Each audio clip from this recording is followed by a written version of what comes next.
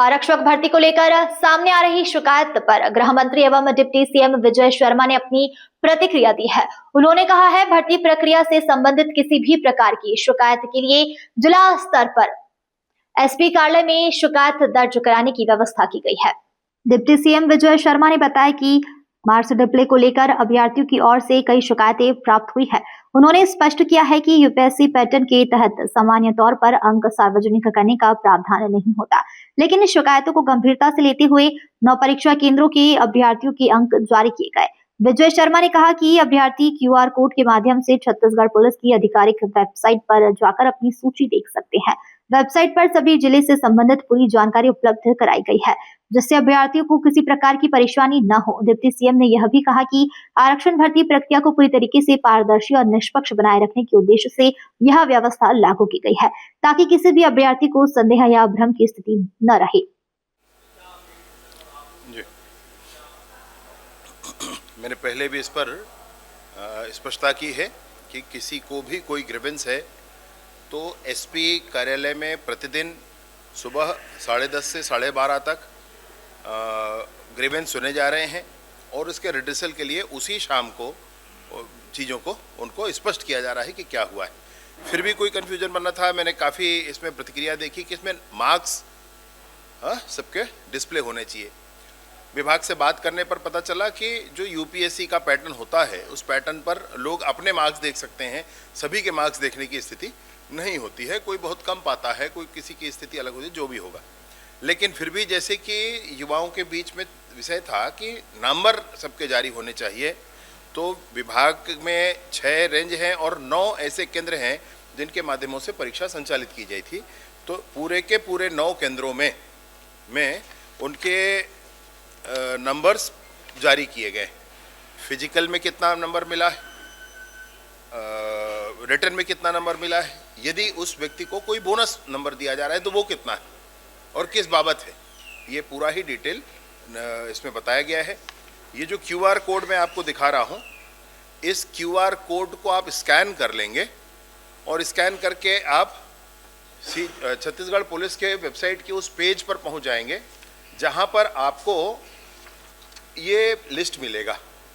इस लिस्ट में प्रत्येक जिले का इंडिविजुअल वहाँ का जो लिस्ट है वह भी मिलेगा। किसी का भी नंबर आप देखें, किसी भी जिले का देखें, इसमें कहीं कोई विषय नहीं, तो सारे ही जिलों का ये पूरा डिटेल है। इस पर आप देख सकते हैं। ये क्यूआर कोड से आप इस पेज पर पहुँचेंगे। इस पेज पर जिलेवार जो ये डिस्प्ले हुआ है, रिजल्ट डिक्लेयर हुआ है, वो है वहाँ पर जो आपको रिपोर्ट मिलेगा वो इस फॉर्मेट में मिलेगा। ये एक रिपोर्ट है जिसको मैंने निकाला है। तो ये जैसे बिलासपुर जिला है, बिलासपुर में आरक्षक संवर्ग की भर्ती परीक्षा का अनारक्षित वर्ग है, फिर उसके बाद पिछड़ा वर्ग है, अनुसूचित जनजाति वर्ग है, अनुसूचित जाति वर्ग है, सबकी अलग अलग सूची है। और इसमें नाम है, एप्लीकेशन नंबर है, रजिस्ट्रेशन नंबर है, कैंडिडेट नेम है, फादर्स नेम है, डेट ऑफ बर्थ है, जेंडर, कैटेगरी, और उसके बाद एक्स सर्विसमैन यदि है या नहीं है, फिर उसका टोटल मार्क्स कितने हैं, उसमें व्यापम के कितने मार्क्स है, कोई उसको बोनस मिलता है, फिजिकल के कितने मार्क्स है, व्यापम के कितने मार्क्स है, और किसी को उसको कोई बोनस नंबर मिला है क्या, ये सबको मिलाकर टोटल मार्क्स, ऐसे सारे ही कॉलम बना करके ये पूरा डिटेल भी सभी का दिया हुआ है। मैं आपसे एक बात और भी कहना चाहता हूँ, किसी को कन्फ्यूजन होता है कि किसी व्यक्ति का एक से अधिक जिलों में नाम कैसे है, तो ऐसा होगा ही होगा। कारण ये है कि फिजिकल जो हुआ है वो अलग अलग दिनांकों में अलग अलग जिलों में हुआ है। तो एक युवा ने 3-4 जगह फिजिकल एग्ज़ाम दिया, वहाँ पर उसके नंबर आए।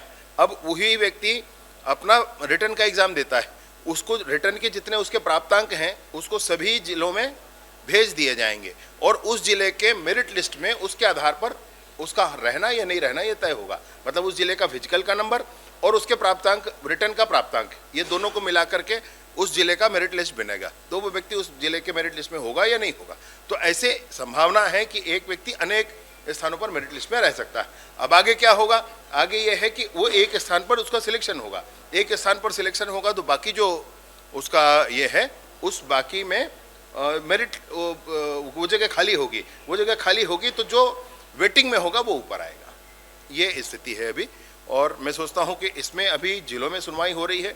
मैंने प्रदेश स्तर पर प्रशासनिक स्थिति में सुनवाई के लिए कहा है, और मैं कोशिश करूंगा कि मैं भी एक दिन बैठ करके पूरी बातें सुन लूँ, जिसके भी कोई भी ग्रीवेंस होगा तो मैं सुन लूँगा।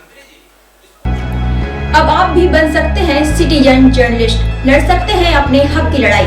अपने हक की लड़ाई में चाणक्य न्यूज इंडिया है आपके साथ। आज ही प्ले स्टोर से डाउनलोड करें Chanakya news India mobile app. उसके बाद मेरा पोस्ट पर जाकर अपडेट करें फोटो के साथ। हम बनेंगे आपकी आवाज, देश का तेजी से बढ़ता नेटवर्क, सच दिखाते हैं हम। जय हिंद। बच्चों के भविष्य से खिलवाड़, ग्रामीण क्षेत्र में गुम विकास, न्यायिक क्रिया में भेदभाव, दबी हुई गरीबों की आवाज, पर अब होगी जनता की बात। सड़क से पहुंचेगी संसद तक आवाज। सिर्फ सुन सरकार, देखिए चाणक्य न्यूज इंडिया पर। खबरें जो आपको सीधे जोड़ती हैं हमसे, जिनका आपकी जिंदगी पर होता है सीधा असर।